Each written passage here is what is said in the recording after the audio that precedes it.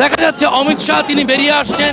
আমরা দেখতে পাচ্ছি আপাতত অমিত শাহ কলকাতা বিমানবন্দরে কর্মীদের সঙ্গে দেখা করার জন্য বেরিয়ে এলেন, সেই ছবি দেখা যাচ্ছে অমিত শাহ।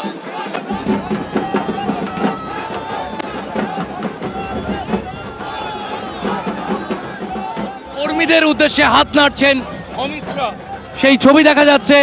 সঙ্গে রয়েছেন শুভেন্দু অধিকারী, রয়েছেন সুকান্ত মজুমদার, রাহুল সিনহা উপস্থিত রয়েছেন।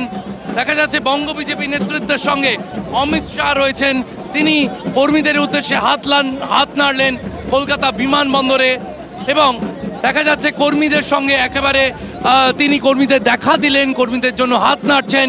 কলকাতা বিমানবন্দরে কেন্দ্রীয় স্বরাষ্ট্রমন্ত্রী অমিত শাহ তিনি ফের গাড়িতে উঠছেন এবং রওনা হচ্ছেন বেসরকারি সেই হোটেলের জন্য। বাইপাসের ধারে বেসরকারি হোটেলে তার রাত্রিবাসের ব্যবস্থা করা হয়েছে।